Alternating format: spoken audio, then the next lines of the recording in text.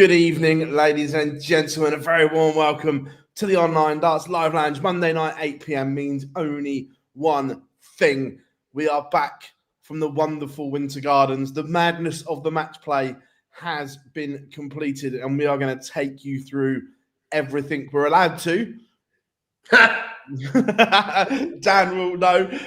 Look, it was great. Dan spent his first week in a media room, so he's now seen what it's like for a week-long chaos tournament, mate.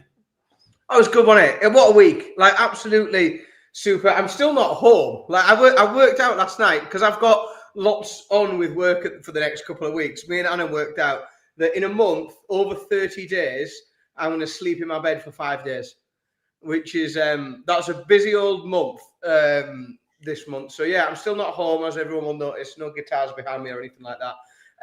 But what a bloody brilliant week. Like, it was both, I mean, aside from what was a tremendous tournament, and we'll probably go into great detail as the show goes on to discuss and break down the many talking points. And there was, from round one onwards, they were talking points. But yeah, I feel spoilt rotten this week because I've had 9 days in the sort of, let's say, behind the stage, as we literally were sort of behind the board was where we have been sat for the last 9 days.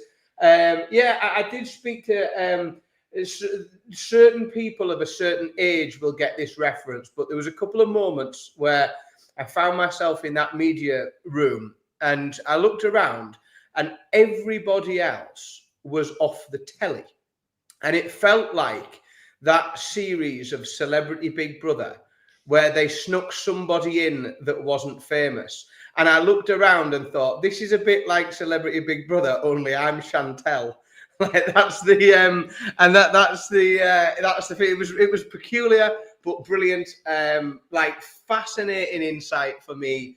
It was a real privilege to move around. Some days, like, there's again, we'll talk all about it, but I don't think it's any secret that both you and I absolutely love that room, that venue. The Empress Ballroom is a very, very special place, and to be able to, like I did the other day, just sort of sit in that room before everybody else comes in when it's still closed, and just be able to sort of sit and look around. Did I not pack a... I wish I'd had time to have a shave, mate. I wish I'd had time. I started the week, Phil, I'll tell you, early in the week, I was turning up every day, that press room, crisp shaved, ironed shirt. After 9 days, I've been left just sort of dishevelled mess in like a t-shirt that I'm not sure is clean, and I haven't quite had a shave yet. It's I am hoping to snap myself into some sort of order tomorrow with a bit of luck. You get a completely different perspective of it from that side, don't you? It's mad that the things you see, the things you hear, what goes on, and so on. Not necessarily like when I say the things you hear, not even bad stuff, but just players walking down the corridors and so on and things like that. It's another insight. It does. It does. And again, I've been lucky enough. We are lucky enough, I suppose. That there are a lot of people, more people than I are, and it's weeks like this that I'm reminded how wonderful the platform that we have is, and the community, for want of a better word, that we have built, in terms of those that come on and watch what we do and listen to what we have to say and listen to it as a podcast and watch the live streams that you do and everything else, because it is still very strange when people stop us and, like, people ask me for selfies, which is very strange. Like, that's a bit odd. People come up and know my name, and I don't know how they know my name, and they're off the telly, but it's because they tune in on Monday night. And yeah, it was really nice to be able to catch up with everybody in person. Lots of people that we see in the chat room a lot, and it was nice to be able to put some names and faces to the people that pop up in here. Yeah, it was a really, like, quite special week. Lovely. Yeah, you were blown away by some of the famous people that told you what they're watching on a Monday night, weren't you? Oh, honestly, it would. So sometimes I would. So there's a few, and again, I'm not going to name any names at all, but there were people who I try and do my best. I'm sort of trying to be dead polite everywhere, and I always I'll offer my hand and introduce myself, and my name's Dan. We've not met before, but this is, and the response of people who say I know who you are. I watch you on a Monday. I'm like, that's a bit odd. that's a strange feeling. I'm thinking, and which is good, because once you realise that, you start to get a little bit more relaxed about meeting people off the telly, because you think, well, we're all just the same, really, aren't we? There's nobody any different. So yeah, it was really interesting, and it was fascinating, like you said, that there are, and it's not like there's these big mad secrets of strange, crazy things that happen backstage. There's not, it's not all X-rated, and we didn't get invited to the special invite only orgies and everything. But it was, you do just get a different insight in that you just naturally overhear conversations that other people are having. You hear the walk that people have before their TV screens, or before the TV cameras are turned on, and you get conversations. And again, we are quite lucky to have good relationships with people. We try and work, we try and be as fair and nice as possible. So it means that quite a lot of the time, managers, teammates, family of players will have a chat with us, and therefore you get another bit of insight. And it was a really, really, really fascinating and very, very enjoyable week. I think I showed remarkable, and I mean remarkable, self-control, because at no point was I drunk, which is a miracle. In fact, I didn't really have a drink. I didn't eat a pizza or a burger. I stuck to my diet, and I didn't get pissed up and make a clown of myself. I thought it was a very successful week all around for me. Yeah, before we jump into the chat room, is rammed as always. Dal, how are we doing? K-Day, Shouty, happy birthday, Adam. Good to have you in. Chris says hello. Marcus, what a tournament it was as well. Connor, how are we doing? Ed is in. Dixie, Mark, good evening, buddy. Matthew, Daryl, last spot, so how are we doing? AD, John is in. Dave, yeah, we've got plenty to discuss. Don't worry about that. Muchos, how we doing? All boxed up. It's 4. How we doing? Yes, Anthony is in the Littler household. Congratulations. Don't worry, we're going to be chatting him in a minute. Don't worry about that. Ryan, how we doing? Brad, I'll tell you what, it is rammed already. Warren, good evening, mate. Yeah, loads. First of all, what I took from the match play, Sunday, Monday, I was getting ready to have a little bit of a rant, because I'm not going to lie, the crowd the opening weekend I thought was shit. There was a lot of booing and whistling for my liking, or too much for the Winter Gardens. But for some reason, from kind of Tuesday onwards, it disappeared.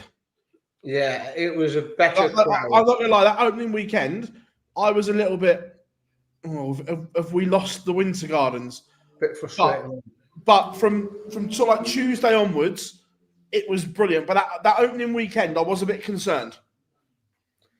Yeah, it was a funny one, wasn't it? And it is certainly through the week. We always get a very solid, like Monday to Thursday, you get a very solid darts crowd. You get people who have come in for the darts. It's not as big a party atmosphere. I think at the business end, when you come in that end of the week, again, I mean, to be honest, and we will talk about it, but semi-finals, you couldn't grumble. There wasn't an excuse for a boo or a whistle, or that was just too good. But yeah, that opening weekend. But I do, I've always been of a mind that if you put a lot of people in one room, open a bar, then you've got the potential for people to, not quite just sit with their fingers on their lips. And there was a bit. What I'm really glad is that it didn't. Sometimes when we've seen it in other tournaments, it starts and it actually goes. It gets worse and worse because people see other people doing it, and monkey see, monkey do. People start to follow what others are doing. Thankfully, this didn't happen at all. We got a little burst of it over that opening weekend, and I don't think it was too bad. And then it sort of died off. Really. Yeah, 100%. I say from sort of Tuesday onwards, it was the old Winter Gardens. It was magical. The crowd were absolutely electric. So yeah, that I'll say. But after the opening weekend, I was worried. I was getting ready for a bit of a gob kind of rant, but the Winter Gardens faithful pulled themselves out of the gutter. They pulled it back. This is a good one. Oasis reunion. To be fair, I wouldn't call it reuniting. Able to be within 50 meters of each other, isn't it? It's not exactly a reunion. I think the Oasis reunion's more stable. 100%, yeah, 100%. more likely to continue into the next 2 months. More likely to still be going on by Christmas. That was positive. Lots of positives from this week. Loads. To be fair, we'll do this one. Daryl asked, what was your most enjoyable match of the week? Oh, the most enjoyable match. There is a few. I do think it's very hard to not go with the obvious pick of semi-final number 2 because it was just ridiculous. Luke Littler and Josh Rock. That, as a darts fan, if you enjoy darts, it's very difficult. And what you then have to start to do is look at either who your favourite players are and who you have enjoyed and where the action is. I thought I was thoroughly entertained day one when we saw Jan van Veen and Wessel Nijman knock out 2 favourites for the tournament. Session 2, or the Sunday afternoon session, where we saw all 4 seeds go out back to back. Like, again, what more do you want from a match play afternoon? You got upset after upset, big performances, some big names there, some big walk-ons, atmosphere in the room.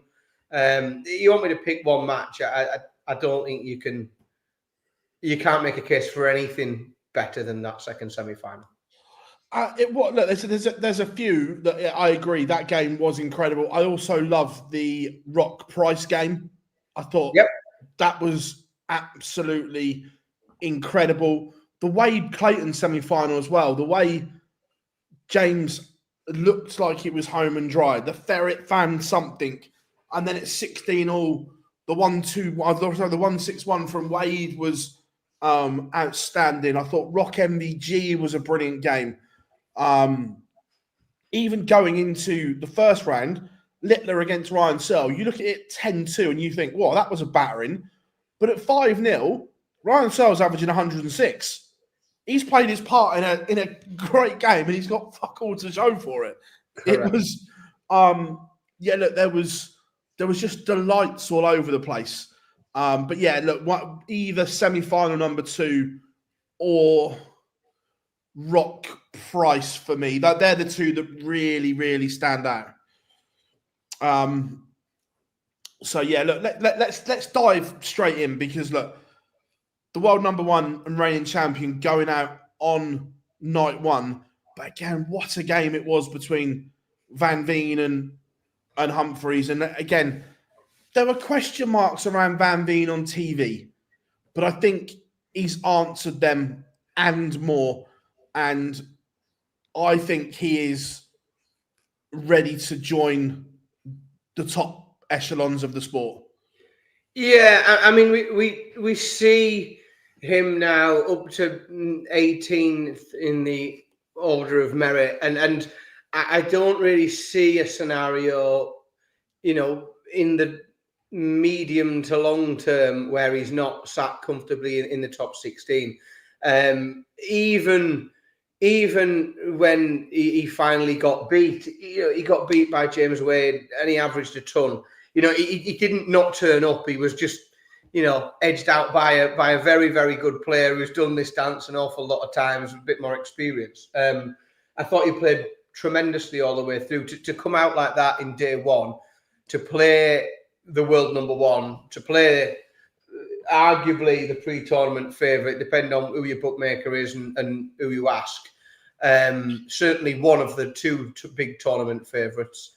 Huge lot of pressure. And some people will say it's a gimme because or a freebie because you're playing such a big name. You've got a free hit, but I don't buy that for a second. I think he came in with an awful lot of pressure and he coped with it incredibly well and continued to play very well through the week. And I think, the way that he conducted himself off the hockey as well, obviously, like you spoke to him quite a few times, the way that he came across his interviews, the things that he had to say, show a very mature player.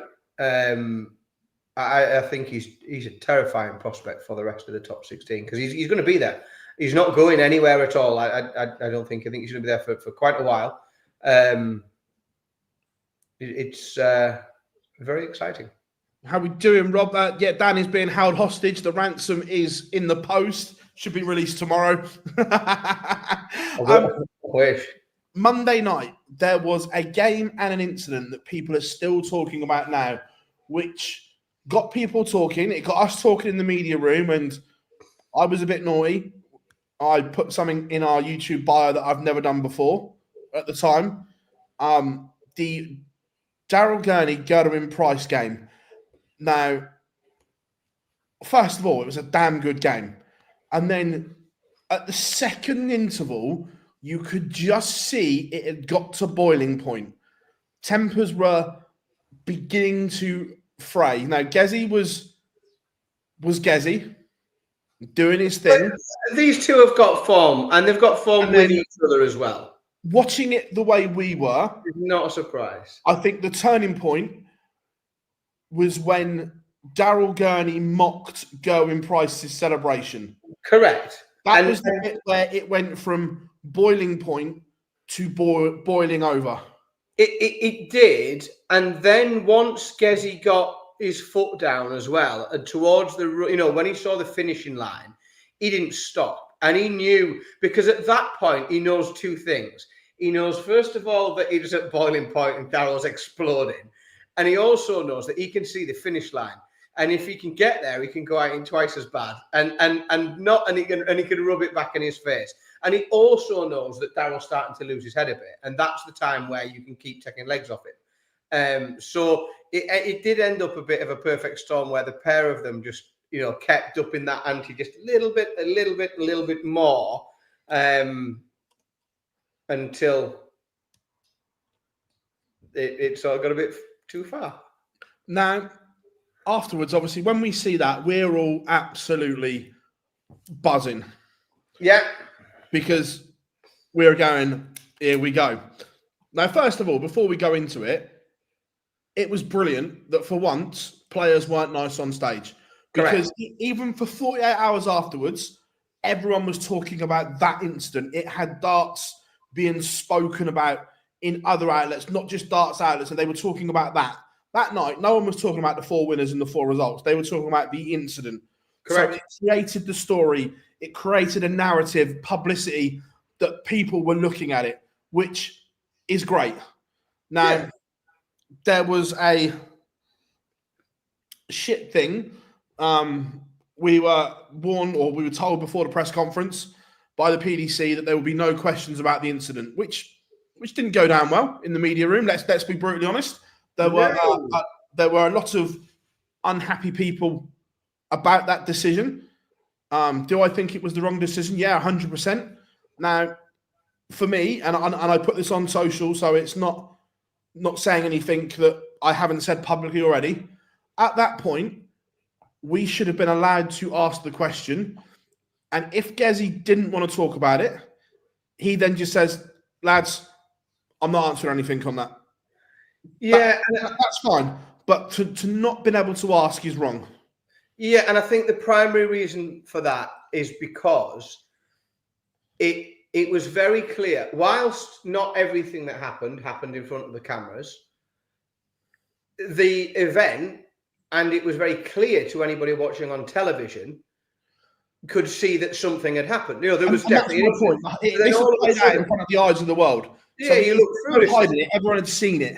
Yeah, exactly. There's no point. It's played out on there. So if it's something that happens, backstage, behind the scenes, nobody knows about it, I can totally understand a desire to control the narrative a little bit, keep a lid on it, and think, well, we don't want this getting out. It's a bad look. When the world has seen it and everybody's watched it play out, or they've watched the first 3/4 of it play out, then you almost are obligated to sort of close it out a little bit. And when you don't do that, when you don't allow questions or people to explain what's going on, what's happened, where things are at now, what you then allow for is speculation. And we saw that, didn't we? Like, we saw over the next 48 hours after that, various different people commenting who we know weren't there, and we know they weren't there because we were. Like, we were exactly in the space where things were going on. And I've seen people theorize all sorts of things that happened, and they weren't there, which is interesting. But you allow for that to happen when you don't, allow questions and allow people to talk about it and explain what took place. Is that you open the door for people to chat shit about it. And there's been no shortage of people chatting shit about it, especially people who didn't see it.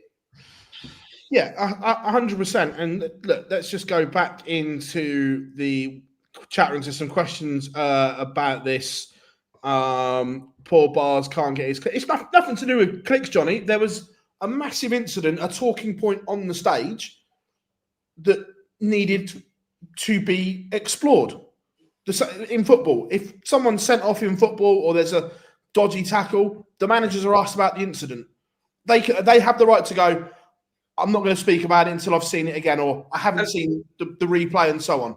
Now, and I think in terms of sport, because everyone watching Sky Sports that night had seen the incident, there needs to be a question on it. If Gezzy's just got to sit there and go, I don't want to talk about it, or I'm not answering questions on it, that's fine. But just for us to not be able to ask was wrong. Especially because, again, what happens, Johnny, is people who do want and chase clicks wrote bollocks about it for the next 48 hours. Correct. And actually, that, and that's what was doing traffic and doing clicks, is that, and again, if you don't do that and close it down and close the situation out, you allow people to make up their own version of what they think happened, or what Chinese whispers of, well, so and so told me, who thinks that somebody saw this happen, and in reality, it's all bollocks, and that's where people are chasing clicks. Yeah. No, Rob, it was a blanket ban that the Talk Sport weren't allowed to ask.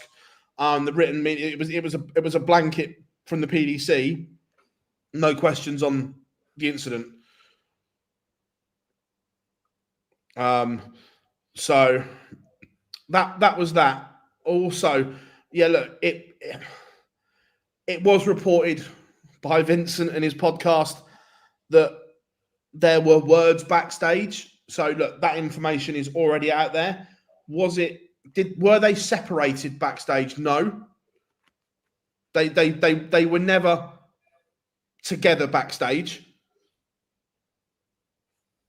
We can't really say too much on it because it's happened backstage, but they were never eyeball to eyeball. And I would say the best way to phrase that is they weren't pulled away from each other. Correct. They may have been separated in terms of, like, they weren't allowed to get, but they didn't have to be correct retracted. Yeah.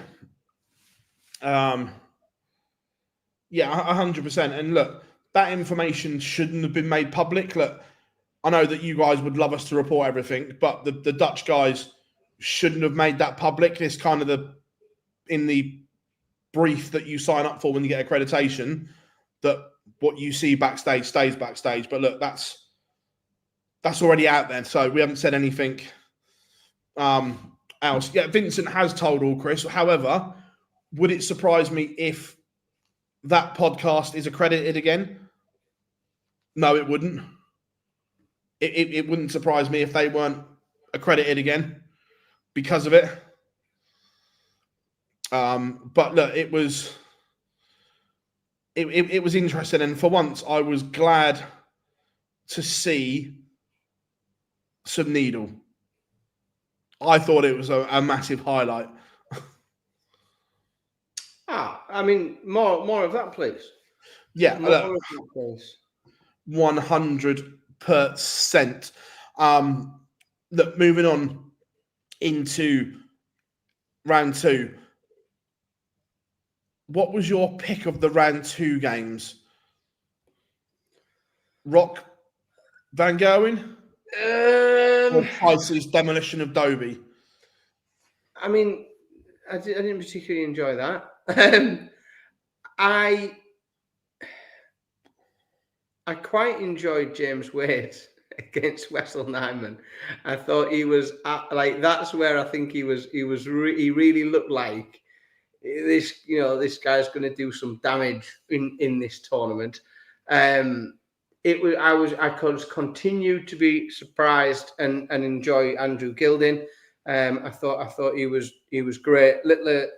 Coming back against Watamina was like bonkers. The comebacks this week have been like on another level from that kid. He does not know.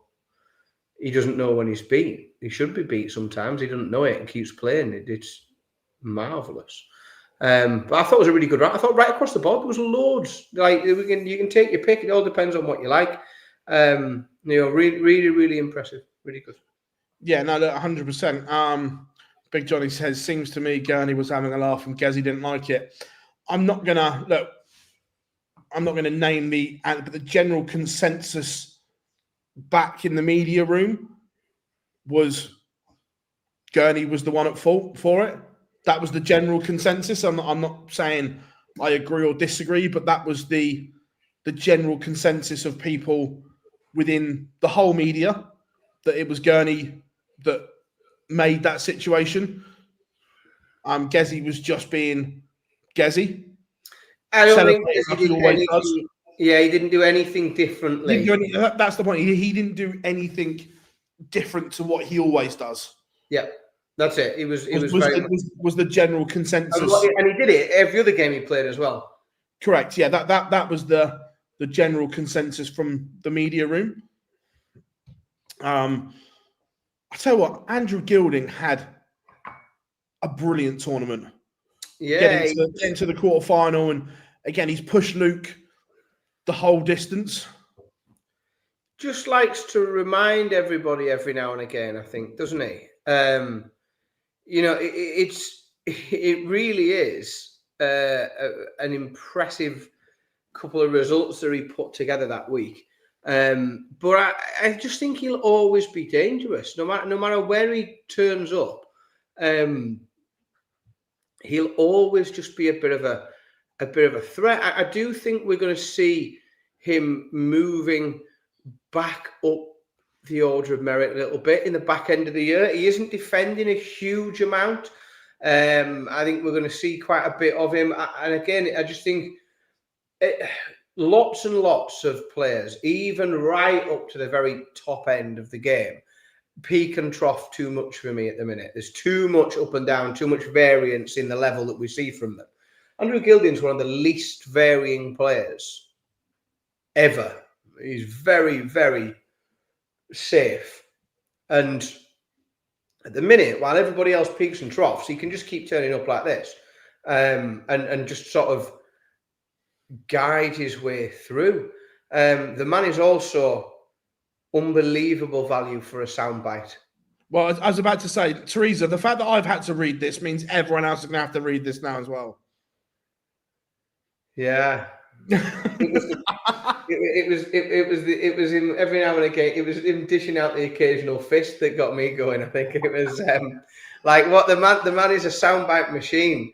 Yeah, what a guy. What a guy. And I think we will see him climb higher up the what's the official name? I need to mention those guys. Let's do it. Oh yeah, you like them now, don't you? Yeah, right. So, first of all, a little bit of a correction, and it is a bit of an insight for those that weren't in Blackpool. And I talk about fan zones quite a lot because I think they're a good idea. Werner Ladders, who are now the sponsors of the Werner Ladder Order of Merit, the Ladder of Merit, whatever the proper term is, they had a new and very fun game in the fan zone. And what they did, it was gravity darts. So they had a step ladder, a Werner step ladder that you would climb up, and they had a dartboard on the floor. And you played gravity darts. You had to try and hit a bullseye. If you hit a bullseye, you won a prize. But they had the best. So first of all, they gave out t-shirts, free t-shirts to everyone. I'm big into that. Second of all, they gave out Oasis style bucket hats. So everybody got one of these from the guys at Werner as well. And after I had explained to the very nice lady that ran the stand that my sons might enjoy a game of gravity darts, I got the board. So it's in the other room. I couldn't find anywhere to stand it up on here. But yeah, so the official Werner gravity dartboard from the Matchplay is now being added to my collection of novelty dartboards. Yeah, so Dan will not have a bad word said about the ranking ladders now. Bloody brilliant idea, great sponsorship. If they want to come and sponsor the show as well, like I'm happy to keep wearing bucket hats and t-shirts for them. But yeah, do you know what? Really good fun game. There's an awful lot of games in the fan zone where people have to throw 3 darts for this, 3 darts for that. We always like to see something different. And gravity darts was cool, yeah. So a real good shout out to them. There was lots of people had a good time in the fan zone, and they certainly contributed to it this week. Right. Semi-finals. Was that semi-final Saturday one of the best nights in darts we've seen in a long, long time?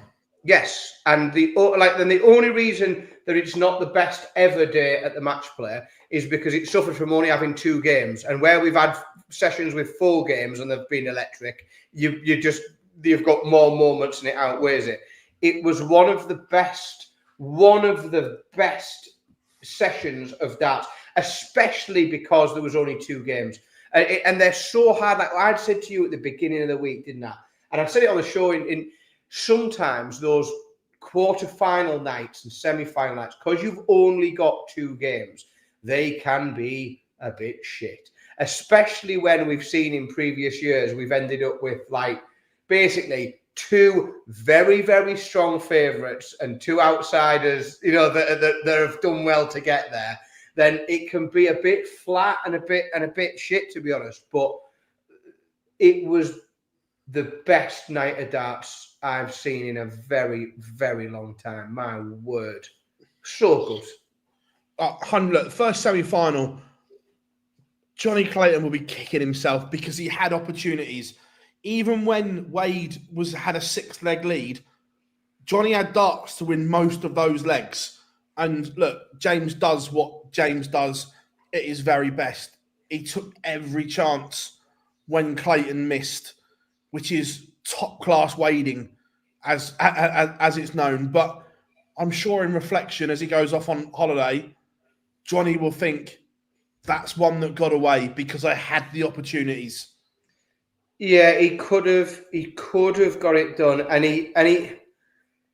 I thought for large parts of the game that he was going to. I simply didn't see a scenario where he didn't for quite a lot of it. But James Wade's just the story of his week, wasn't it? He just kept managing to get ahead and holding important legs and just nicking a break here and there, and very, very solid. A huge amount of resilience this week, James Wade. And it served him well because he just managed to to pip Johnny to it. But yeah, I think Johnny would be. I think bigger picture, he'll be able to look back over the match play and think, well, that was it's a big success. He was defending a huge amount of money going into that match play, runner-up money. So and he defended most of it. Yeah, getting to the semi-final has negated what we've seen from Nathan Aspinall, and a huge drop down the order of merit and fighting for that place to be seeded in things coming up. So he's retained a lot of that money, which is really good. He's also, we know this is the start of silly season when it comes to big events on the telly, and he's kicked it off in a spectacular fashion with some really, really good performances, a semi-final run.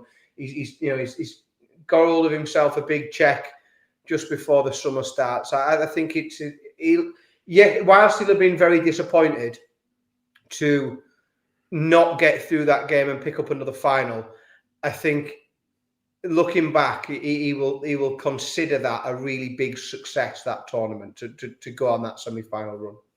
I'm with you, Avenger Hulk. Gary and James both need new shirts because they've had those shirts for way too long. You see, whilst I don't disagree with the concept, I can't not respect the last bastions of the formal button-up proper shirt, because I do just still think there is an element of class to wearing a proper shirt to work and tucking your shirt in and having a belt on and looking smart. Even though I don't today, I've not had a shave. But I have a huge amount of respect for that, and I wouldn't like to see that go away. So yeah, whilst I think that an update wouldn't be a terrible thing, I would like to see them both retain a proper shirt, like a fucking grown up. Right, semi-final number 2. We have a debate here because there was a magical moment. They are both on 9s. They're both on 9s. Now, for me, that leg is better than the Michael Smith, Michael Van Gerwen leg, because it was the perfect leg. No one missed in that leg. No, you are correct, Philip. Every single dart thrown went where that dart was supposed to go. Nobody missed anything. You can't put 2 legs of darts next to each other and say nobody missed a dart in this leg. Somebody missed a leg in that leg. Well, that one's better. Can't be, can it? It can't possibly be a better leg. There isn't a more perfect leg of darts. It can't be done. There is no leg of darts that can be more perfect. It is just a fact. People can say, I found the other one more entertaining. I found the peril of one man may miss, one man may. We also have to give a bit of a shout out, because the theatre that Wayne Mardle added to that first leg that we're talking about is quite spectacular, and that does help nostalgia looking back at footage and things of it. But if you think that this leg that we saw at the match play wasn't a better leg or a more perfect leg, then you are wrong. I've set a poll up as well for you. Get involved, everyone. But that match was just spellbinding from start to finish. Josh Rock is 5-0 up, averaging 108. And then from 5-0, he only wins 4 out of the next 20 legs or whatever it was. It was mind-blowing. And normally, when a player wins that amount of legs, you think the other players dropped off. Oh, no. Josh Rock is still averaging 104 and getting nowhere near, because it was the brilliance of Littler in that spell where he came back after that break and was just unplayable at times. Yeah, I said it quite a lot through the week this week about Littler. I think leg play, that match play format of leg play suits him. Long form leg play suits him so well, which is mad considering he's a set play world champion. But he in a game of set play, you can pick up one break of throw and have a huge effect on the score. Like you have a huge effect on the overall match by picking up one break of throw. You can't do that so much in long form match play when you're just racing through legs. You need to get ahead or to really blow your opponent away. You've got to just be able to change gears and all of a sudden stop missing things and relentlessly pezzle the treble. And that's exactly what Luke Littler can do. And whilst sometimes his game goes through phases where, he can go missing for a leg or two, that's fine. You can go missing for a leg or two. If you're then going to average 116 for the next 5 legs, you can have 5 off. If you're then going to do that for the next 5, and because he has that gear, because he's got that level, he just isn't. You can't, 7-2 down, and he's straight back in it. And because of the pace at which he plays, when you get an opponent as well, like he plays a Watamina or a Rock, and he's playing somebody who also plays at a fast pace, those legs can just come back so quick. And all of a sudden it goes, 5-0, 5-5. It goes 7-2. Shit, 8-7. How did that happen?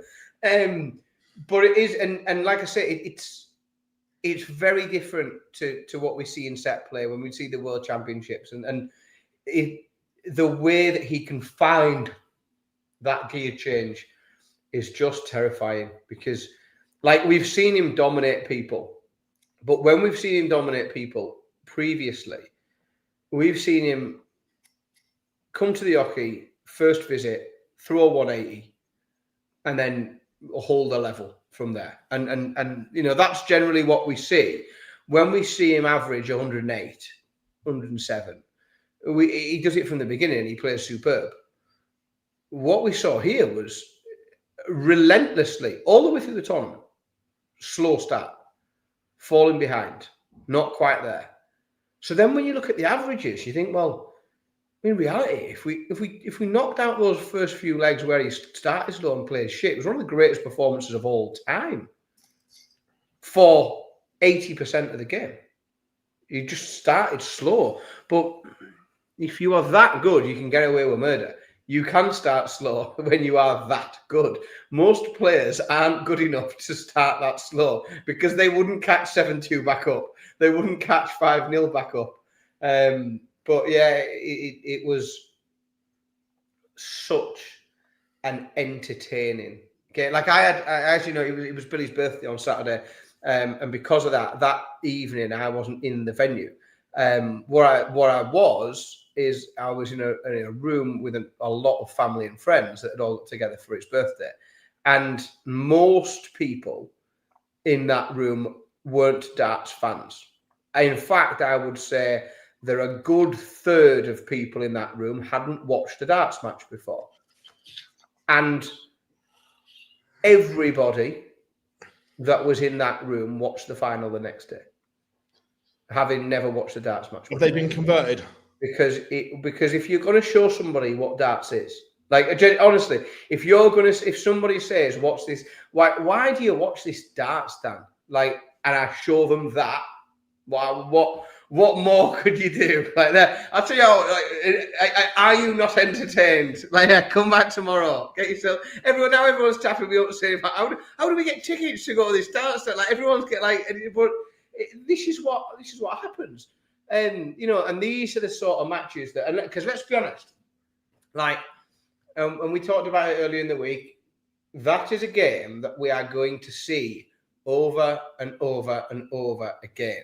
And we're going to see it in quarterfinals, semi-finals, and finals, because these two are going to be solid in the top 16. They're going to be seeded in all the major tournaments. They're going to be kept away for the first couple of rounds. And then we are going to continue to see them in quarterfinals and semi-finals and finals, which is incredibly exciting because it is bloody watchable. Daryl asked, did Wade's run to the final surprise you guys? For me, no. He's got to the UK Open final this year, and the last month he has played some really good stuff. Was I surprised with his scoring power? Yes, because we've seen him do that in games, but it was there the whole tournament. So the scoring power surprised me. Was I surprised to see James Wade there? Me, no. No, I think, we talked the week about his ranking, where he's at, whether, we talked about James in the Premier League. We've done that a lot, but, we looked at, he went into the tournament ranked 3rd on the year to date. So if you just want a form guide of where his form is compared to everybody else, he went into this tournament ranked 3rd on the year to date. He's now ranked 2nd in the year to date. There is only Luke Littler who has earned more money this year than James Wade, and in the 2025 season. So therefore, him getting to the arse end of any tournament, it shouldn't be unexpected, because he is in better form than virtually every other player in the world. And even the elite players that remain ranked above him on the main order of merit, Michael van Gerwen and Stephen Bunting, 2 of which neither of them are in the form that James Wade is in. So he is not just that year-to-date ranking. I think you are going to see James Wade in the top 4, certainly when it matters. We'll come on to that in a little bit. Rob, I do know what Josh Rock's walk-on song he was going to use, and it was a very, very late call. Look, I'm not going to put it out there because Josh hasn't. Do I know what it was? Yes. And it was also connected to his football team, which is why it was not allowed. If Josh puts it out there, then fair enough, but he hasn't, so I won't. But it was literally a very, very late call for it not to be done. The final itself, there was a moment for me, the turning point, when I think Littler when Littler got to 12 or 13 legs, you could just see his body language, James's body language, just change slightly, as if to say, what the fuck have I got to do? I have thrown everything at this kid and I can't just get past him. Do you know what I mean? It was only a very slight change, but there was I said to you when we sat in the press room, that was the moment where he's got him. You could just see that James almost had nothing left. He'd been absolutely sensational, but nothing worked. Do you know what I mean? Yeah, it was a funny game, wasn't it? Because at that first break at 5-0 up, if you're James Wade, you have to be starting to believe. You have to. As of all James Wade fans, 5-0 up, some bookies have already paid out at that point. You are flying ahead. And then for Littler to then just come back and rattle off 5 back, that must have been just challenging mentally to compose yourself and remind yourself that, whilst you've just lost 5 on the spin, it's level. It's a level game. Going into that second break, it's a tie. But it just seemed, like I said, James played very, very, very well. in that final. He really did. But it just seemed to be able to take everything out of him to stay within a couple of legs. And you did feel that if at any point James let up, which he didn't, he maintained such a high level through the whole game. But you did feel that if he stopped, if he blinks for a second, then Littler will just all of a sudden it'll be 5 ahead the other way, and he'll fly past him. And I think James did very, very well to stay with him for as long as he did. And he did. He threw the kitchen sink at him, and sometimes it's not your day. Sometimes your opponent turns up and does special things, and unfortunately for people that bump into him, that's what Luke Littler often does, is turn up and do special things. Right, we're going to play a clip, and then we've got a very topical talking point still involving the match play. Yeah, obviously that didn't know that, but it was just James was just another object in the way. Obviously, said leading up to it, I beat him in a major in the UK Open early on this year, and yeah, just to get another win over him here in Blackpool, it means the world. Yeah, obviously, and that's what everyone's probably thinking. What do I do after I've won one of everything? But for myself, just build on it, get multiple of everything, get triple of everything. But yeah, once I win one of everything, I won't pack it in just yet. Maybe stats wise, but every time I get asked a question, I say I'll never say I'm the best.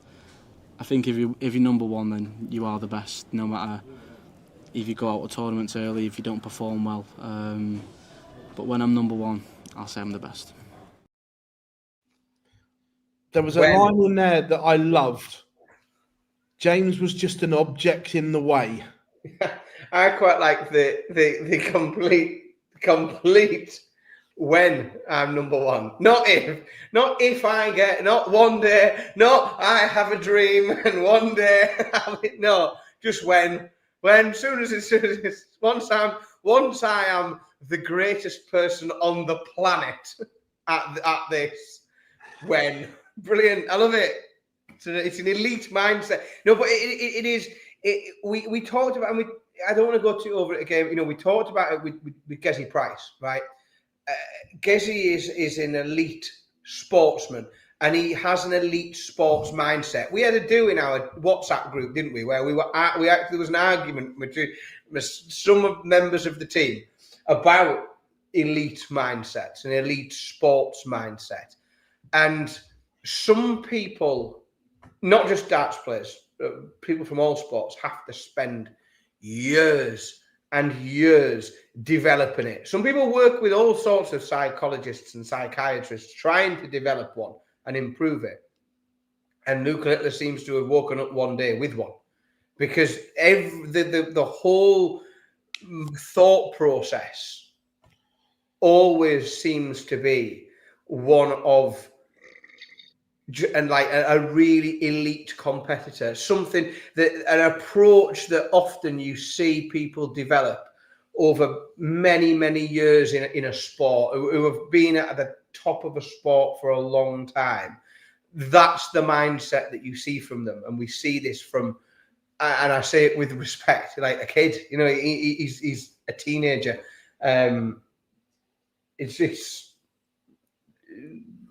Well, you run out of superlatives, to be honest, don't you? You run out of good things to say. Yeah. Marcus, look, James, James was off the stage before Luke even lifted the trophy. I would imagine there'll be a DRA letter coming his way for not fulfilling the ceremony, the presentation ceremony, because Sky would have wanted a word with him and some quotes and so on. But look, it is what it is. He's just lost the final. I get it. Now, this has sparked debate all over the darting landscape, including in our WhatsApp chat. Now, the Triple Crown. Is it a thing? Is it not a thing? Because it certainly gets people losing their shit on social about it. Doesn't it just? Now that I enjoy that, because we like to manifest chaos. So if something is sending people completely fucking loopy, then I'm all for it. Like, let's have more of that. Manifest chaos. Yeah, let's have a bit more of that. So the short answer is, and unfortunately, and this is exactly what I've told, some of our friends who feel very passionate about this. Unfortunately, yes, it is a thing, because the people who run this thing say it is. They, the people who run these events have said, yes, there is an achievement for doing that. It's, it's like the FA saying they consider the double to be the FA Cup and the Premier League, and that's what they consider the double. And if you can win somewhere else, but that they don't consider that the double. You can call it what you want. Anybody can call it whatever they want. But the problem with it people have here is the people who actually run the thing have called it the thing. Therefore, it is. Whether you like it or not, it is. Now, to be fair, the PDC have never called it the Triple Crown, but they've also never shut it down either. Sky haven't. It's been everywhere and so on, and we've seen montages.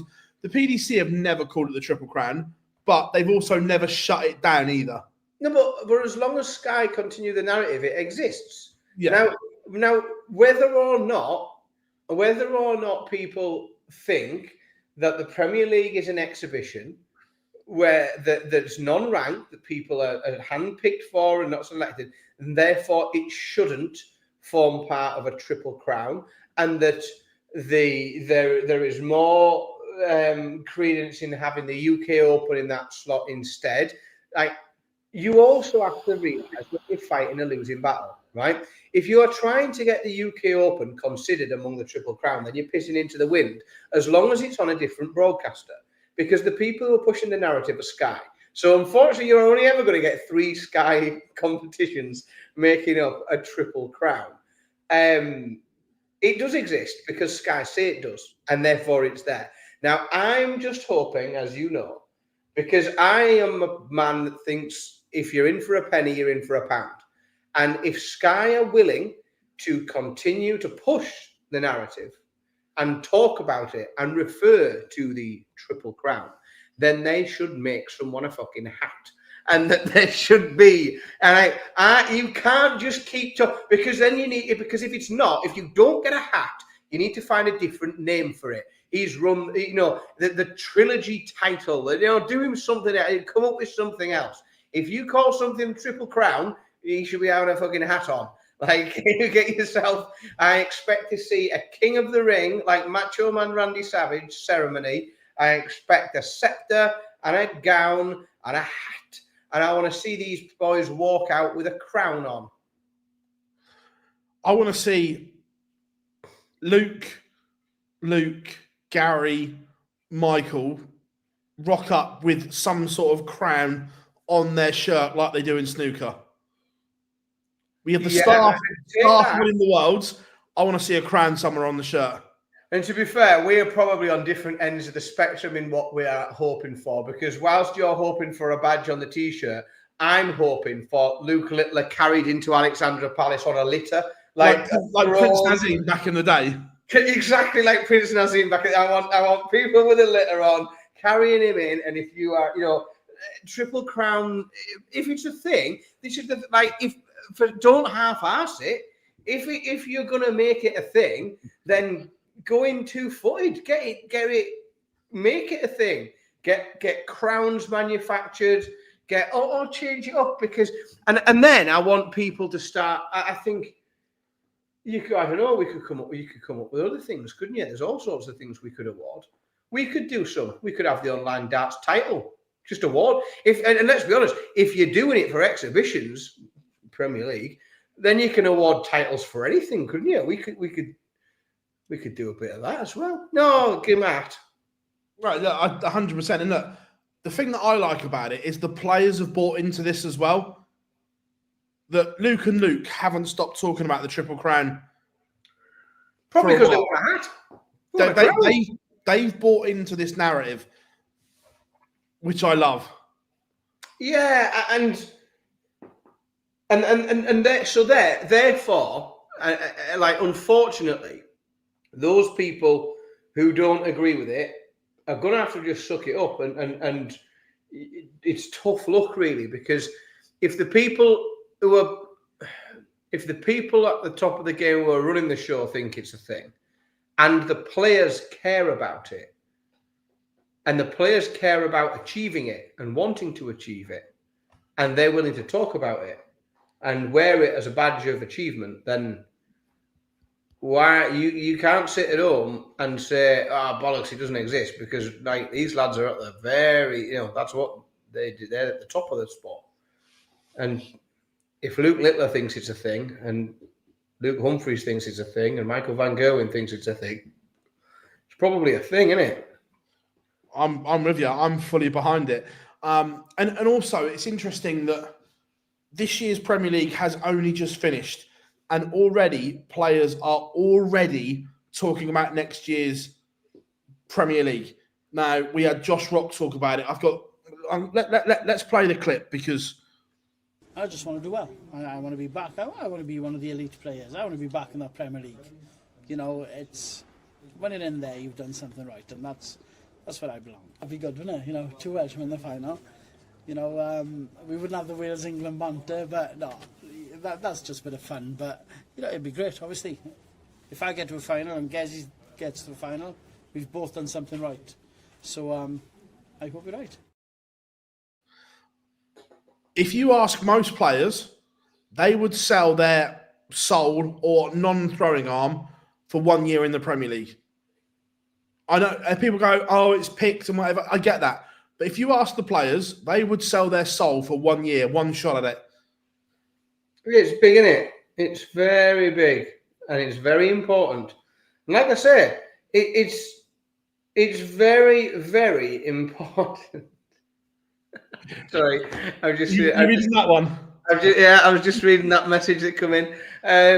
It's hugely important in terms of these players' career, both financially, not just again from what they'll earn from doing that, but I'm going to go out on a limb and say that you can definitely charge more for sponsorship, for your patches on your shirt.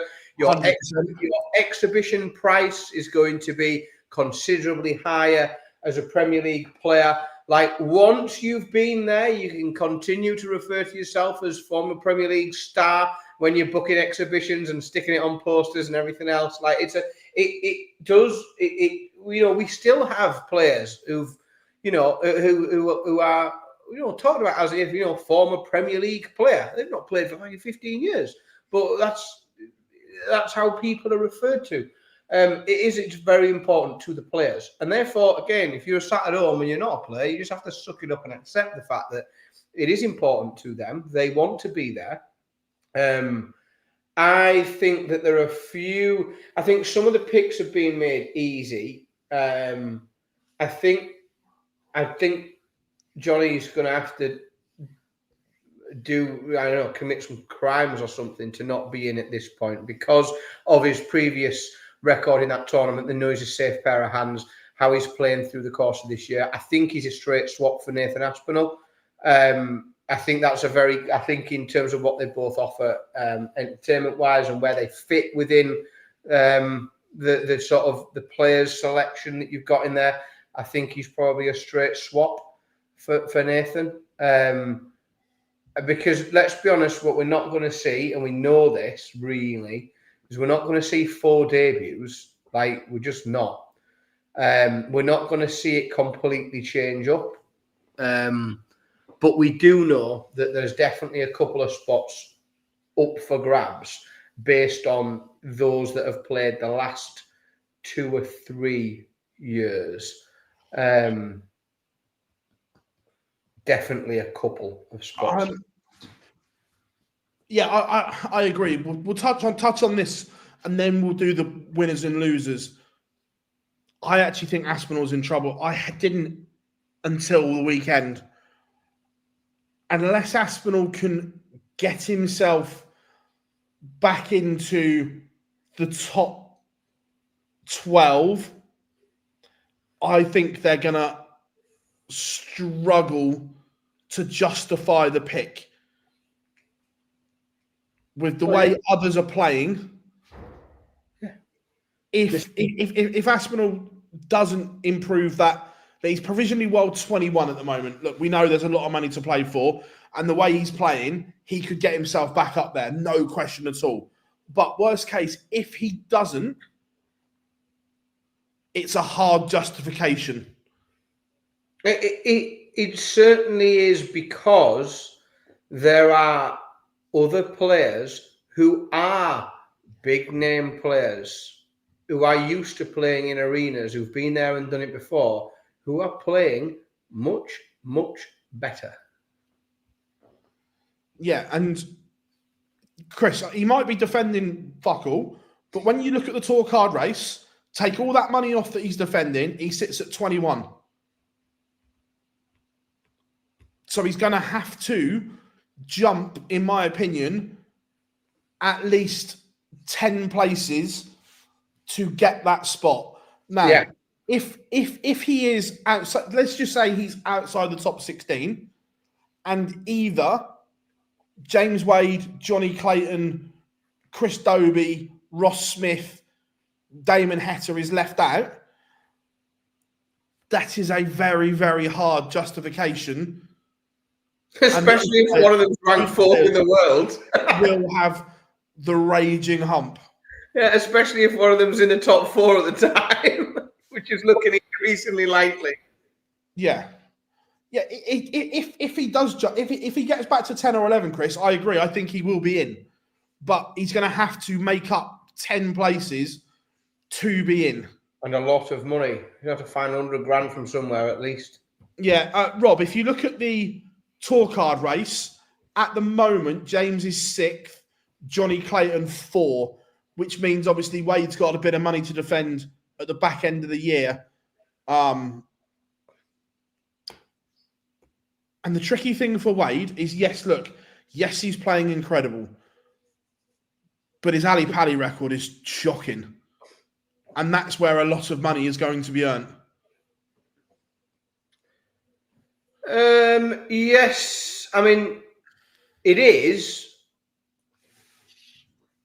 The only thing for James is yes, a lot of other people will earn money there, but he's only defending 15 grand at the World Championships. So he's not gonna plummet if he's not gonna lose. Oh no, he's not gonna plummet. But what I'm saying is, if he doesn't make the quarterfinals, and Johnny and Stephen others around him are going to fit him with that. Yeah, correct.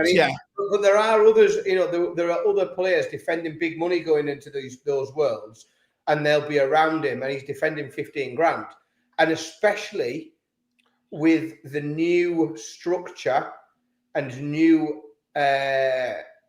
prize money, then it's very doable for James to. We expect him to defend that and more. Yeah. So my next question was, after the match play, who are the big winners and who are the big losers after the World Match Play? Now, straight off the bat, there's two. Forget Littler and that, because they're winners anyway. But so there's definitely 2 or 3 big winners in here. James Wade is a huge winner from the World Match Play. Then Gerwyn Price, although he lost in the quarterfinals, it's still a big. He's up 3 places, and he's up to 14 on the provisional tour card race, where he was down in the 20s as well. And the fact that Johnny Clayton defended an awful lot of that money, I think those 3 definitely, it was a big plus. Yeah. It's difficult to.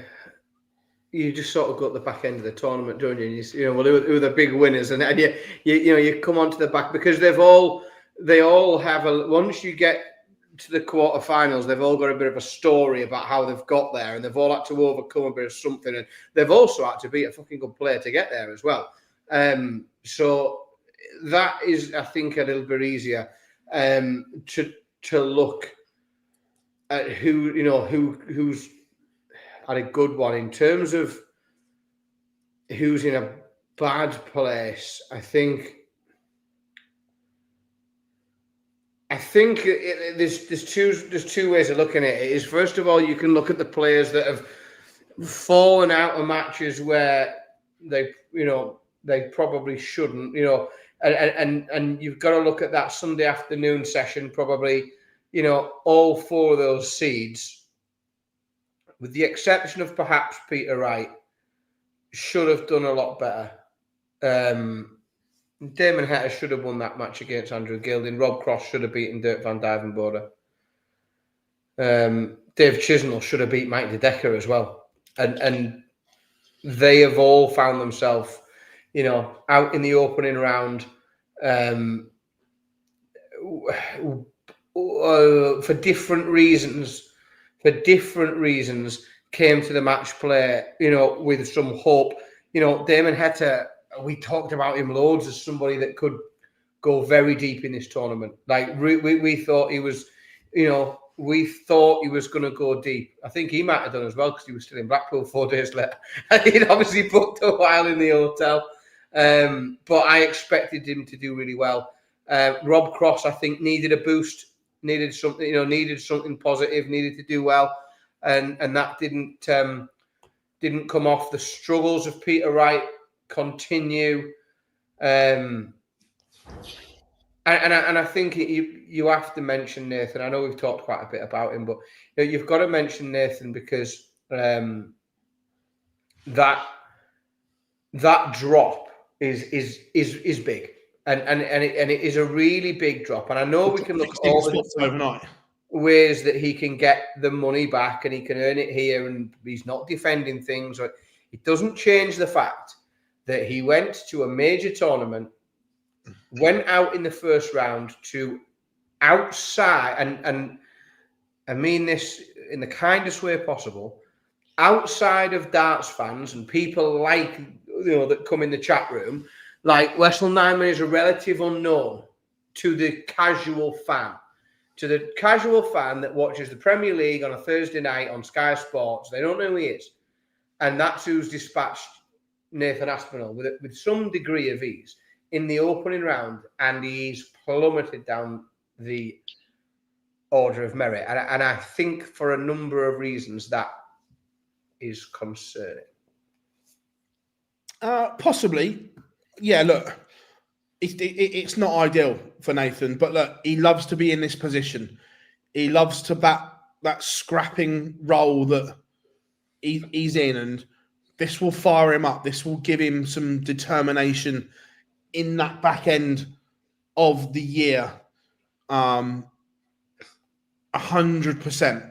Look, it's a disaster for Joe Cullen as well. He drops 5 places overnight in the ranking.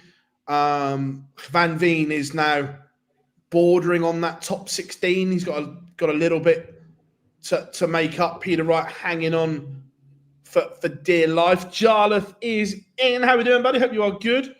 Yeah, look, Cammy was disappointing. Busting the 180 as well. Another highlight reel moment, not for perhaps the right reasons. I look at the way it's all set.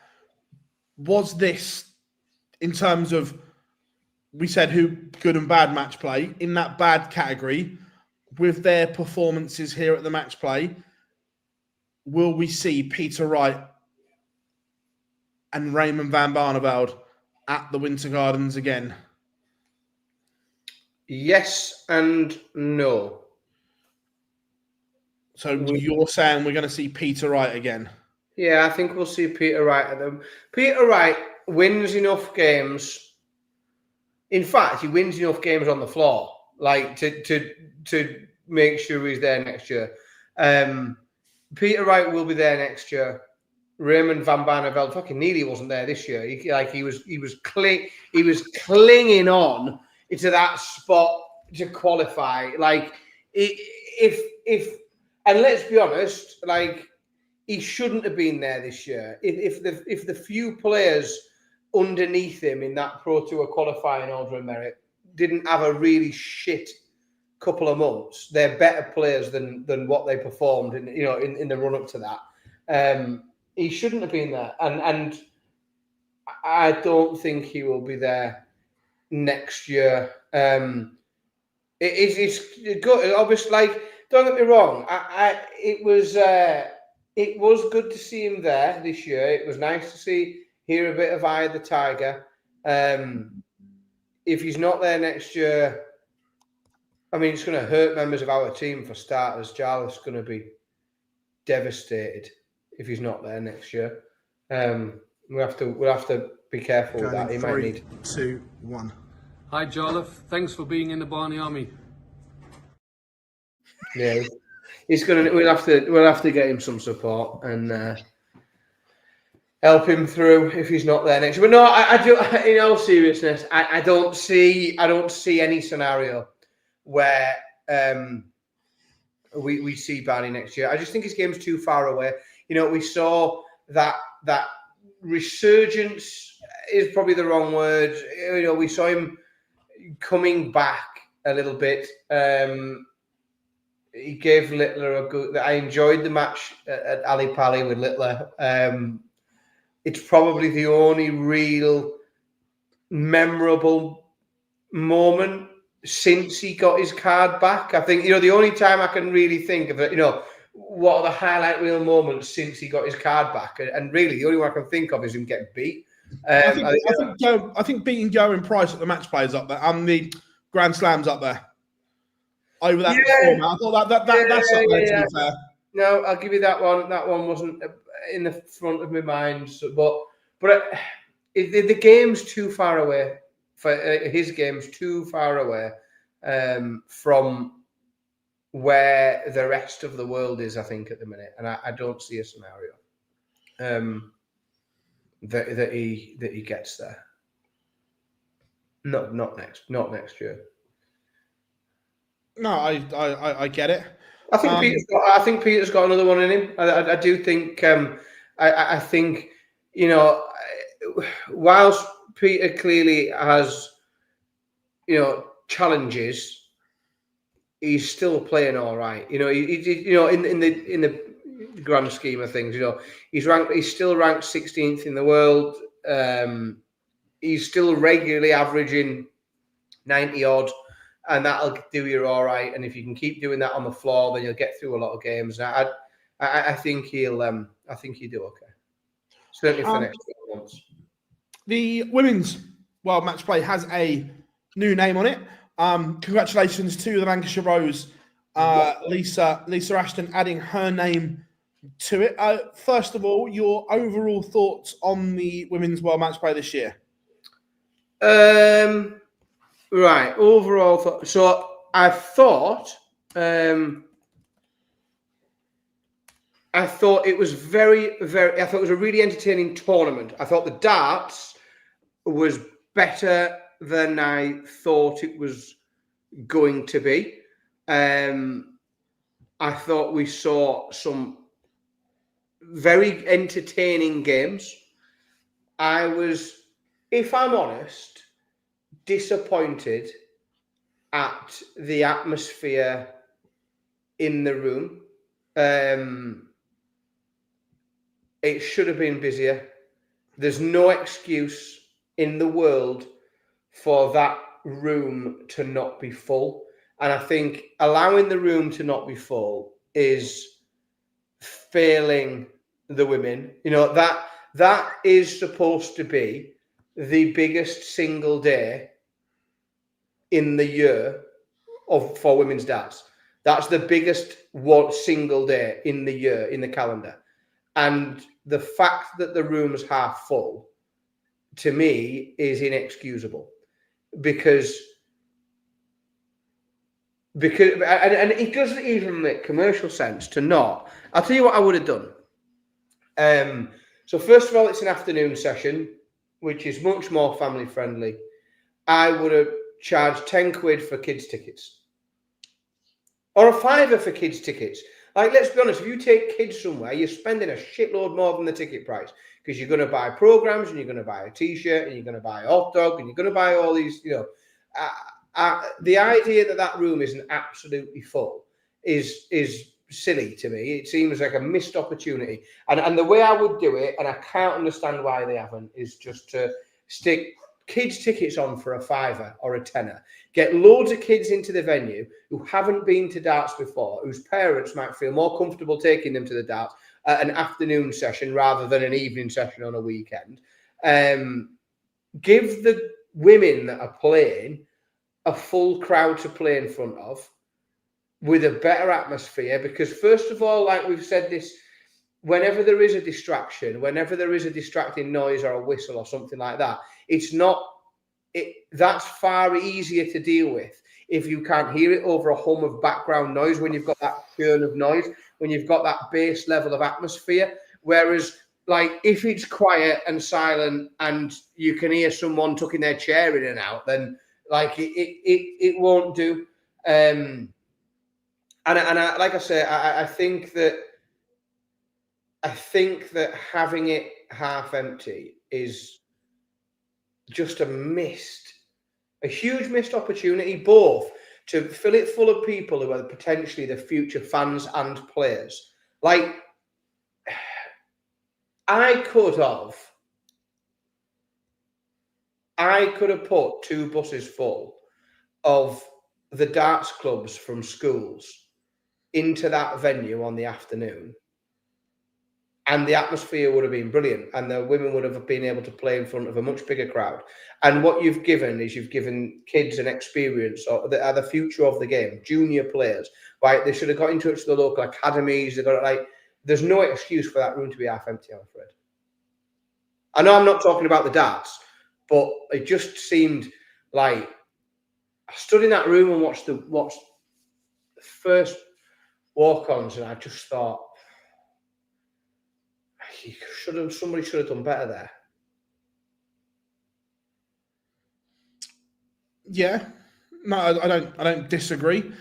The actual darts itself, I thought the darts was hit and miss. I thought there was some very good stuff. I also thought there was some shady stuff as well up there. Yes, and yeah. I mean, I think that there were certain players I got exactly what I expected from them. There was others where I got more than I expected.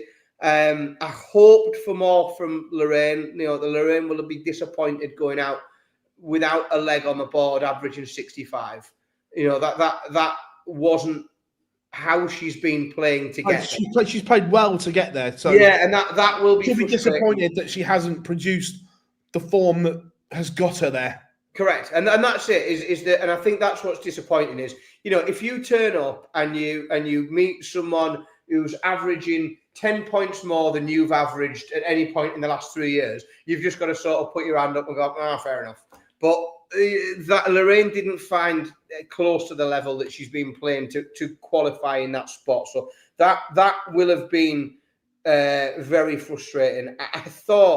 I did think that Lisa Ashton was an absolute pleasure to watch. I thought that the scoring, I mean, the scoring, the averages don't tell the story, because, like, you know, let's be honest, there's some slack visits amongst some very good visits that pull the average down. There's a few slack visits, and it doesn't tell you that there was some just highlight reels, because Lisa did the right things at the right time over and over again.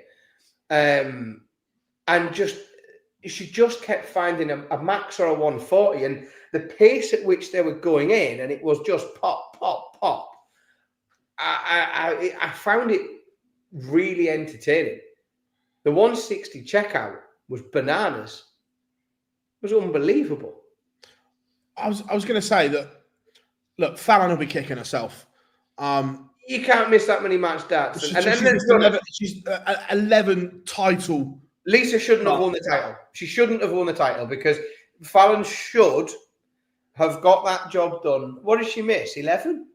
11 championship darts. 11 championship darts is a lot. It's a lot of missed match darts, that. And Fallon should have won it, and she will feel like she should have won it. She did all the heavy lifting. She did everything she needed to create the opportunities to win it. And a lot of opportunities as well, because when she was first going for championship darts, Lisa was a mile behind and managed to work her way down to getting a dart at a double and got there in the end. But, you know, Lisa won the match, and she did the two before, all three of them. Lisa's finishing all day was incredible. Yeah, I thought she was the 140 against, again, Bo missed a truckload of doubles to go. Sorry, it was a 140, not a 160. Yeah. Bo missed a truckload of doubles, and Lisa then pinned the 140, and I think it was a 64 to go 3-1 up on Bo. And again, Bo's scoring, a front nine average against Lisa was 102, but she only finished with an 84 or whatever it was. So the doubling let her down, and that Lisa's finishing was exceptional. I don't think she scored particularly well consistently, but the finishing was right up there from Lisa.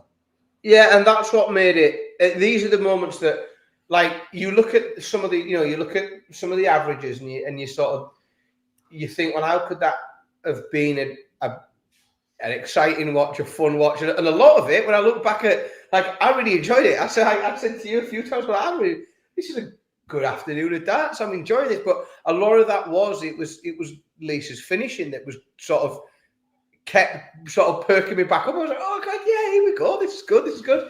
And also, I think, you know, Fallon should have won it but didn't. I'd be lying if I said that I didn't enjoy the fact that Lisa's picked that title up. I think it's not. I mean, let's be honest. I'm not saying anything hugely controversial in making an assumption that Lisa's into the final stages of her career. You know, she's been at this for some time now. And whilst she will probably still be on the circuit for some time to come, you would think that there isn't going to be a great deal in terms of improvement. And whilst there will be a lot of other female players coming through, and we've seen some of the youth players this week in Blackpool, and you know, there's a huge amount of talent coming through. So you fear that probably was, you know, potentially Lisa's last chance at picking up something like that. So I'm very pleased to see that she did. I think it's a gorgeous story. We've got a quote. We've got a clip from Lisa, and she says something in there which we'll discuss in a minute. Yeah, definitely. Yeah, especially being on my home turf. So yeah, I think this is definitely putting the nearly final jigsaw. How does this compare to winning the world title at Lakeside? It's up there, definitely. Yeah, because it's the first PDC ones. But yeah, I'm so happy. So it's definitely top of my CV. No, it's like you see, I'm the younger, like one of the older ones, as we'll say. But yeah, and after what I've been through health and get my game back onto, I hope I would do there, and then I've worked hard and finally got there now. The interesting bit for me when she says that's top of the CV, she has 4 women's world titles within the BDO WDF circuit, but she puts that top of the CV. That was an interesting one for me. It's a bit of what you like as well, isn't it? The check was quite big. What was it? What did she get? 10 grand?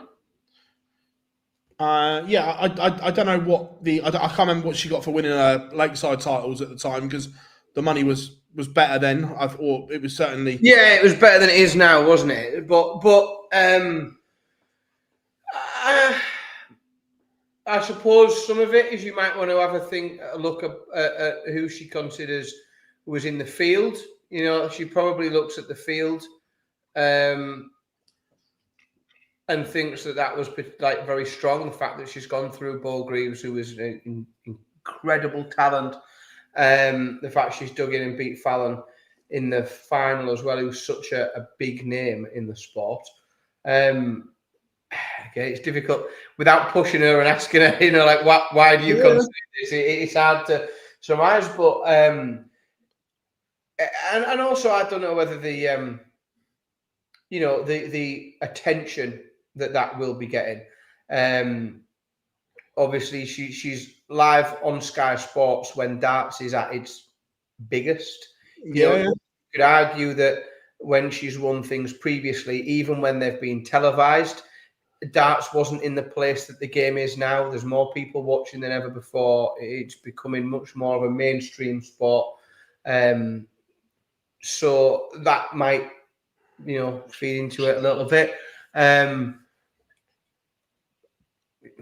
It's hard to pick it apart, but I like I say, I'm very happy to see her pick it up, because I feared that the chance might have passed her by, and by God, it almost did. Like it very nearly passed her by 11 times in the end of that match. But I'm pleased to see her pick one up. Yeah. Also, look, we're not dodging it. That there was an unsavoury incident. It didn't look great. I've only seen the video that was posted on social media about the two protesting about Noah Lynn playing. I don't think it was particularly good, if I'm being honest. It seemed very staged for the way it was all filmed and whatever. I just didn't like it, to be fair. Yeah, I think there are different ways of making your point, but I think that it's not been particularly transparent. Because like you said, I happen to because I sort of know what bits of equipment get used for what. Like, I know that there's two 900 quid cameras there. Like there's £2,000 worth of cameras filming that isn't someone who's filmed it on their phone. That it is but again, the response to that accusation might be, well, of course it was staged. That's what we did. It was a protest and we staged it, and we wanted to film it using proper equipment, and we wanted to, because you have to think of what the goals were, because I don't think you do something like that not expecting to be thrown out. Like, that's, you sort of know that that's going to happen.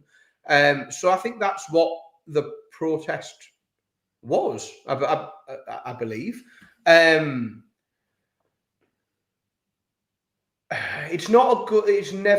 It's never a good look for any sport when people are getting hoyed out. Now, from the video that I saw, the security responded very quickly, in a sense that they were sat at a table, and when they stood up and begun to open the banner wasn't open before they went out, which makes me think that the security knew exactly who they were and exactly what they had planned. Because as soon as they stood up and went like that, they'd only got to this point, at which point they were taken from the venue. I don't think that we've had a statement of sorts from the people involved to tell us, the specifics of what they were trying to achieve. If all they were trying to achieve was to highlight, raise awareness, so to speak, then they probably did all right out of it. It was on GB News before anybody knew about it, which makes me think they knew it was going to happen before it did. 100%. It was on GB News. Like, we were in the building and it was on GB News before the people on the opposite side of the room knew about it. It was on GB News so they knew it was. They must have known it was coming, or that it was going to happen.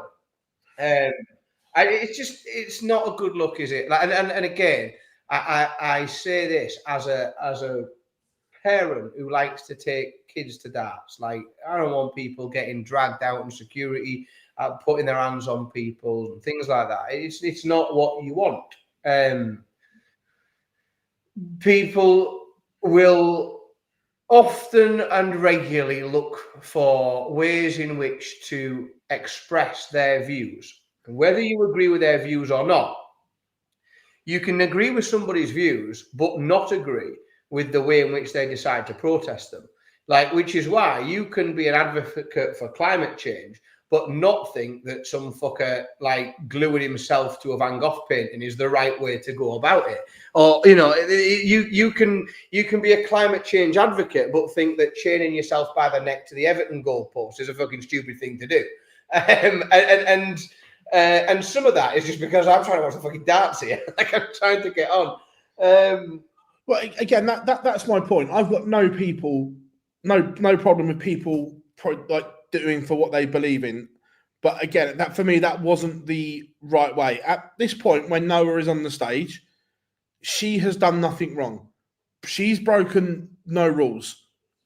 It's not the rules and the guidelines that are set are not her fault. She has qualified for something that she is entitled to by the criteria. Now, if you think the criteria is wrong, not a problem at all. But doing it in the arena when they're playing was not the time or the place. Well, For me, trying to attack the person on the stage is wrong. It's the rules that you don't like. So go after the people that make those rules. Well, yeah, and again, from what I understand, and if I'm wrong, then it was a bit of a lifetime, isn't it? But from what I understand and recall, the protest. So, if you're involved in a protest, then what you're protesting is what's written on your fucking sign, isn't it? And what was written on the signs wasn't so much a view on what the rules should be or what the PDC should or shouldn't accept, in that it was just a dig at the person on the stage. And it's still my belief that even when you are making a coherent, logical argument and your point is correct and you've got piles of research and like when you're coming from that angle, if you make it a dig at just a dig at somebody, you lose credibility and you lose credibility for your argument. And there were probably, again, happy to be told I'm wrong, but there were probably people that have worked very, very, very hard towards a similar cause to what these people were protesting about, who will have thought, oh, for fuck's sake, what are they doing? Because these people are trying to go through particular channels and keep things quite formal and fill in paperwork and do all these other different things. And sometimes that doesn't help your cause. It can make people want to push back against you instead of embracing you. And it can make people think that you haven't got a sensible argument to make because of the way that other people that think the same have behaved. So there may have been some people, even with the same views, that have rolled their eyes at that. Yeah, 100%. And say, if that banner had been PDC, you're wrong, these rules are wrong, not a problem. But it was the attack on the individual that doesn't make the rules. Was my point. Yeah. Also, you roll the dice. You roll the dice when you get involved with security, anyway, don't you? Yeah. Like, just you know, it is. I'm not saying it's right, but it's not fucking unexpected, is it? No. Like, it's not. You know, I'm not saying it's the right way to go about it, but people aren't shocked if you fuck around with these people, and they'll tend to fuck back. Like, it's not. Yeah, 100%. And it's interesting, isn't it, that Well, look, we'll see what happens. We've obviously seen the UKDA and the WDF announce they're changing to their criteria.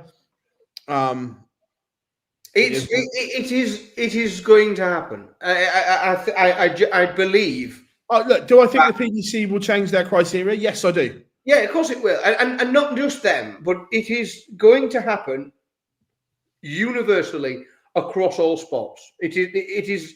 My belief is that is inevitable, and whether you agree with that or not, there are lots of things, right and wrong with the world, and sometimes you just have to accept that that's how things are. But there is a continuing trend of all sports moving towards that, and I can't see it stopping. And like I said, that's I thought the timing of the announcement was interesting. 100%. Which was about 8 minutes after Norlin got beat, which I thought was an interesting time to make the announcement public. But it is going to happen. And like I say, there'll be lots of people very, very, very pleased. There'll be lots of people not so pleased. And I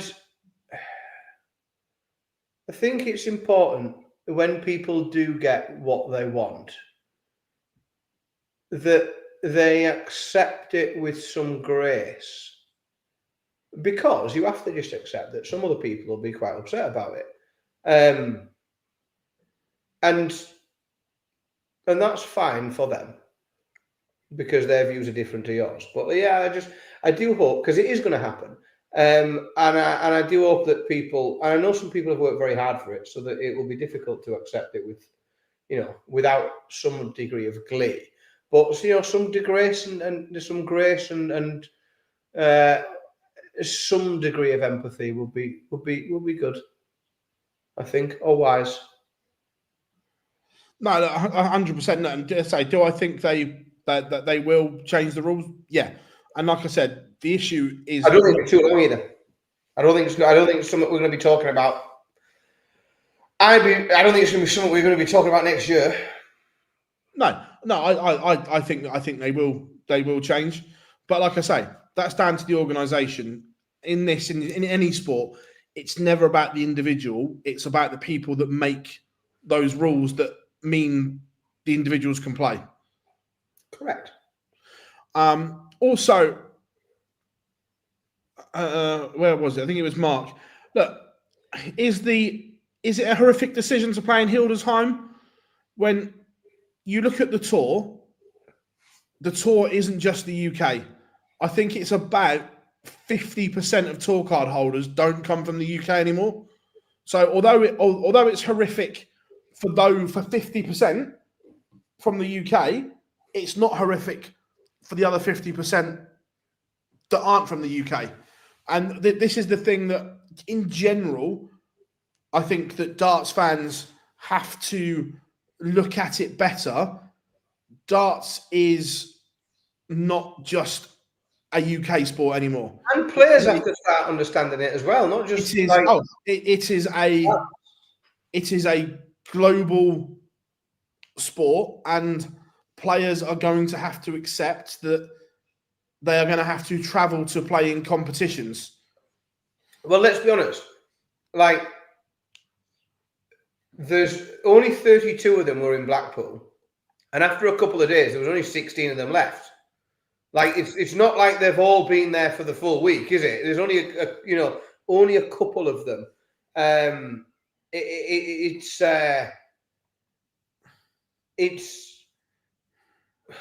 part of what the tour is, and like we do a Q school in Europe, and we do a Q school in the UK, and a huge amount of players on the tour are from mainland Europe. And let's be honest, like, this isn't 500 AD. You're not having to row yourself over the North Sea to get somewhere. Like, it's incredibly easy and very quick. And there's a load of different ways to, even if Ryan Joyce can get there. You can go on a coach, you can go on the train, you can go on a boat, you can go on a hovercraft. There's all sorts of ways to get into the mainland of Europe. It's actually so much easier to drive to mainland Europe. I think there's a. I think How that easy? there is. Well, I love a drive into Europe, as you know, but I think that there is a pocket of darts fans that thought that with Brexit we'd be withdrawing completely from Pro Tours in Europe, and it'd be brought to a complete end. We'll do them all in the UK. Yeah. To be fair though, Rob, that might be the reason why these are in Germany, because the price in the UK for the next 6 weeks is ridiculous. Correct. So the fact that they have put them in Germany at this time, because I'm pretty sure that these two were moved. Certainly from the original list, The there were original calendar that were jigged and moved around. Yeah, I think they got shuffled in around, and I think it's probably better in terms of the school holidays. I don't have an issue with it, I'm afraid. No, look, and the thing is, I get there's a lot of pullouts, and people were citing that we're going away and stuff, but you have to fit these in. If people don't want to play, they don't want to play. They will fill the gaps. And the most of us book our holidays around work, or we put holidays in from work and take the time off, don't we? Like that's what we do. Yeah. So I think you have to just look at it and think. Well, some people go on holiday in the summer. Some people wait until their kids are off school to go on holiday. Well, some people take them out of school to go on holiday. It's just, and sometimes it's always going to cost. You might, and again, let's be honest. Like, not all of these players are full-time professionals, as in, like, that's their only job. That might be when they can get some time off their real job. It might be that their partner works on a shift pattern, a nurse or something, and they only get these weeks off. So, like, once you get into the summer when people are looking at holidays and things, you're always going to fall on your ass with numbers for all sorts of things. Always going to. You try texting all your pals and getting them all out for a pint on the same night in the summer holidays. It's a nightmare. He's on holiday here. She's on holiday there. He's working this week. His wife's at work. His wife's gone away. It's hard work. It's exactly the same. Mark, I kind of get your point, but also flip it. Say I live in Germany. Let's be brutally honest. Leicester and Milton Keynes aren't the easiest to get to from Europe. They're not easy to get to from Scotland. I completely understand your point. Looking at it from a person traveling from the UK to Hildesheim, but flip it. If you're someone traveling from Germany or Holland, these places aren't easy to get to either. When you're in Leicester and Milton Keynes, is the thing.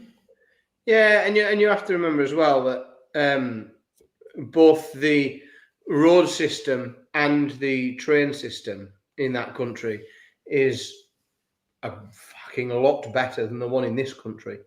A lot better. So getting around, Hildesheim's right on the side of the Autobahn. The train system is very, very good. The train system in Germany is incredible. The fuckers that built it that were the problem. Chris, the PDC are a UK, or Matchroom are a UK based, or they're a business based in the UK, but that doesn't mean you can't have a global empire. You look at Matchroom, have got offices in New York, Dubai. Just because you're based somewhere doesn't mean you're just bound to that country. Not at all. You might need to be based somewhere else for tax purposes as well, mightn't you? 100%. Can't be based here for fucking tax. Because you're based in the UK, it doesn't mean your sole trading or whatever is here. Look at Matchroom, as in boxing, they host fights literally all over the world. Everywhere, wherever it makes sense to do so. And Correct. When things don't make sense to them to do so, they knock it on the head. So just because you're based somewhere doesn't mean that you're bound to that region. is the thing. Correct. Right, what else? It's been good. Connor, I don't know why you keep persisting with this. It really doesn't fucking matter why I interviewed James Wade this time. I did. End of. What does it matter? It doesn't.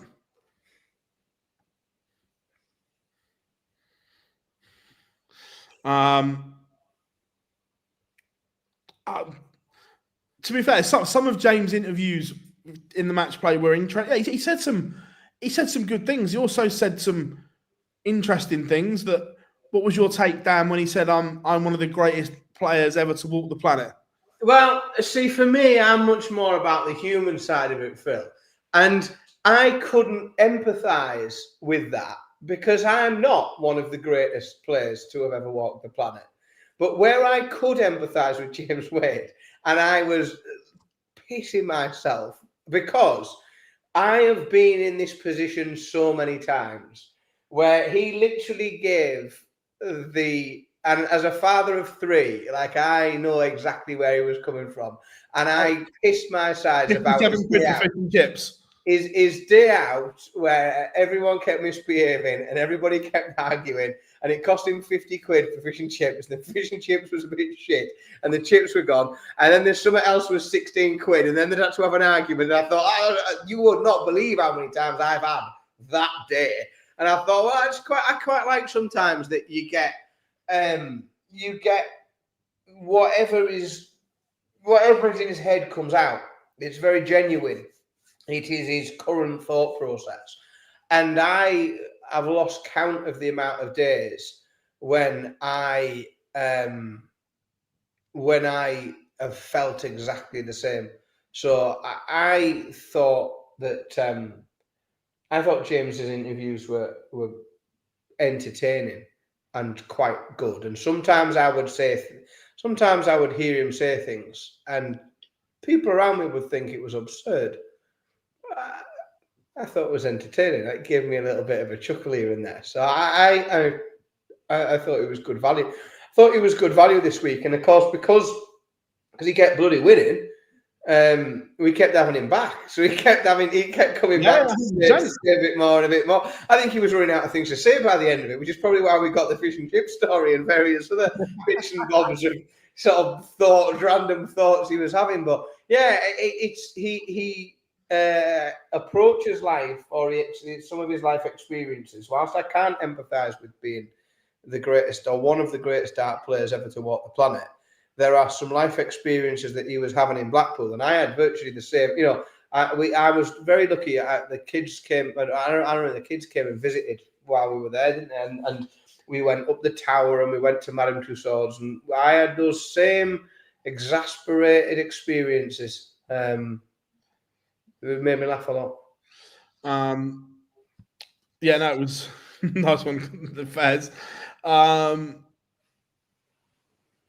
Mark, it all depends on cost for venues, mate. There probably is some venues there, but they probably cost an absolute fortune. It's a business at the end of the day. Yes, Michael Smith has released a bit of a statement. Let's read it. We have become aware over the last few days of comments on social media regarding Michael and his participation in events in the near future.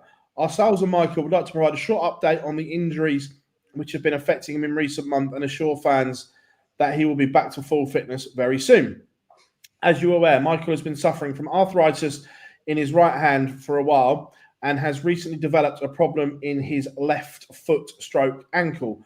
After recent blood tests, this has revealed certain answers, and we are now hopeful that with a course of medication, these problems can be controlled in the future. As you have seen, Michael has withdrawn from this week's event in Germany. This is due to him requiring a scan on his shoulder, which he damaged at Christmas time. This had been arranged for weeks, which unfortunately means he is unable to take part in the upcoming Pro Tours and European Tour qualifiers. We feel this is the right time to hopefully resolve the above issues and allow Michael to get back to his best and playing like we all know he can. So, fingers crossed, we will see the best version of Bully Boy in the near future.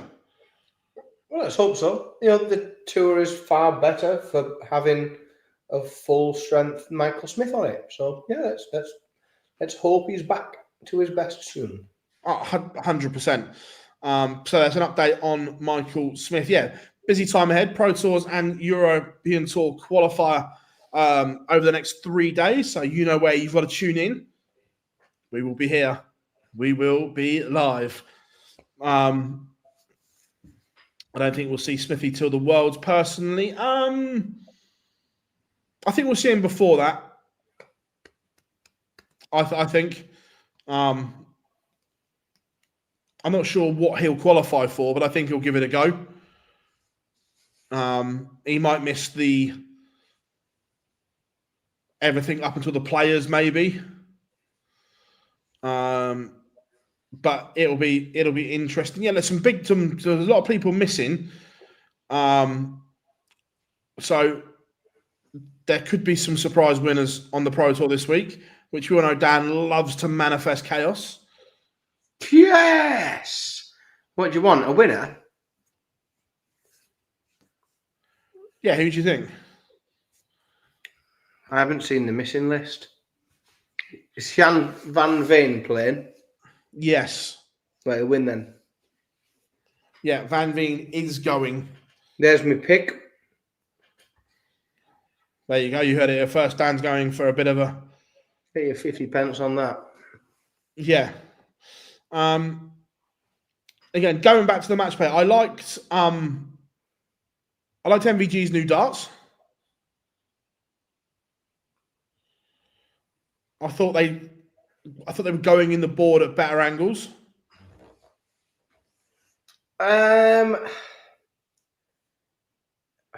Yeah, although he should have won that game he lost. 100% he should have. And whilst I don't think the darts were the problem, I don't think the darts are the reason. Oh no, it's up. It's in there.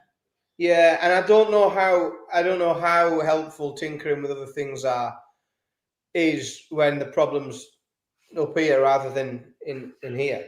I'm not so sure. So Mark asks, will MVG make Minehead?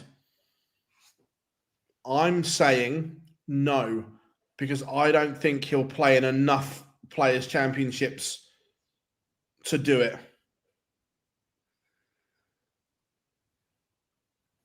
I'm inclined to agree, If he played in them all, I think he would.